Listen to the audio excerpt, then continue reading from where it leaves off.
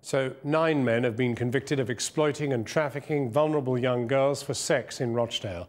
The jury at Liverpool Crown Court heard how the men groomed teenage girls as young as 13, plying them with drink and drugs before passing them around to be raped and physically assaulted. It was revealed after the verdict that police and prosecutors had apologised for failing to bring the case of the first victim to trial, despite a cry for help in 2008 in the very early stages of the offences. Our social affairs editor Jackie Long reports now from Liverpool. 9 men, between them convicted today of a string of horrific sex offences against children. Vulnerable girls as young as 13 passed around for sex, thrown scraps of food and free cab rides in return. After a troubled investigation, police were clearly delighted with the final outcome.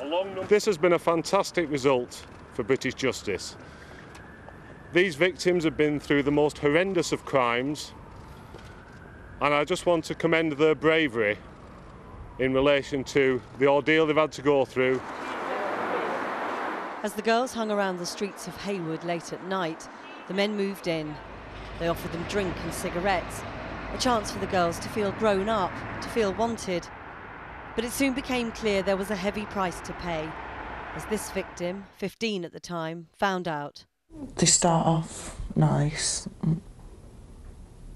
and then they just change once they know they've got you. And then you just do what they say because of what they'll do to you if you don't. And so the girls, either too scared to refuse or given so much to drink they didn't know what they were doing, were driven across the north to have sex with queues of men. Among many shocking facts, how long it all continued. The trial heard that for several years, a group of young girls, the youngest just a child of 13, was systematically raped, violently beaten if they refused to have sex, and passed from man to man, some of the girls sleeping with several strangers in a day. One of the girls told police back in 2008 that she'd been raped, but nothing was done, leaving the abusers to go on abusing. The girl was said to have gone on to have sex with around 20 more men before becoming pregnant. Police say they investigated her allegation, but the CPS decided there was insufficient evidence to pursue a prosecution. Today, the 2 men the girl told police about, Kabir Hassan and a 59-year-old who can't be named for legal reasons, were both convicted of rape. Greater Manchester Police have now carried out an investigation into how the 15-year-old's case was originally dealt with. Its findings will be reviewed by the Independent Police Complaints Commission. But the force is already quite clear. They failed her. She was let down by us and the criminal judicial system. But we have made some significant learnings from that. You know, we now do things an awful lot differently than we did in 2008. At that particular moment in time, yes, a horrendous rape had been committed, but it's also about the likelihood of a prosecution. And if I'm being honest, we were probably not evolved enough as a criminal justice partnership to take such a prosecution to court. Police say the network of men involved in the case, which centred around 2 takeaway restaurants, both now under new ownership, may have been very much wider, with as many as 30 offenders and 47 victims. I don't even know how many men that I had to sleep with that I didn't want to. I couldn't even count them in my head. It's just that many. I felt really bad and dirty and ashamed, and just couldn't get out of it. It was like, once you're in it, you're trapped.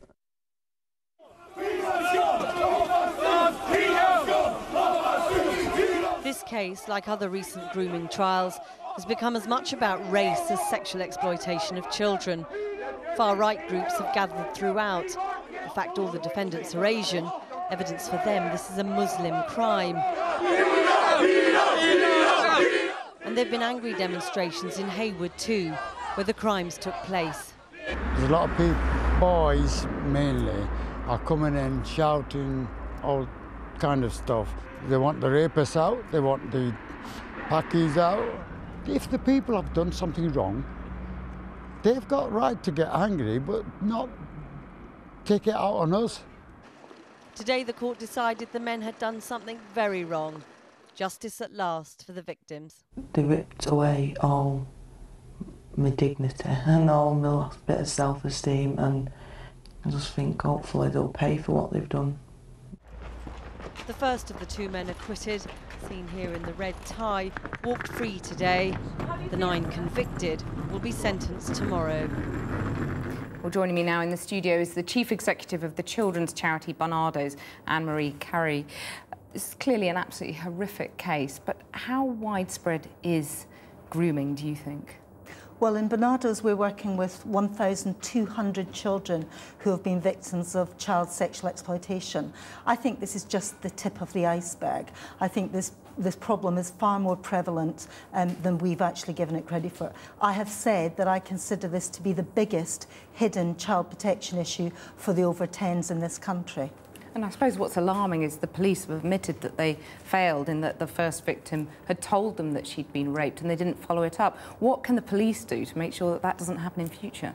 I think we can all be vigilant about what's happening in our communities. Often what's happening is people are seeing 11, 12 and 13-year-old children, 14, 15, and they think they're mini adults. These children, their vulnerability is being absolutely targeted. They are being groomed in the most pernicious manner, and we're not seeing that at the heart of this are very, very vulnerable children. They are still children. No child can consent to their own abuse.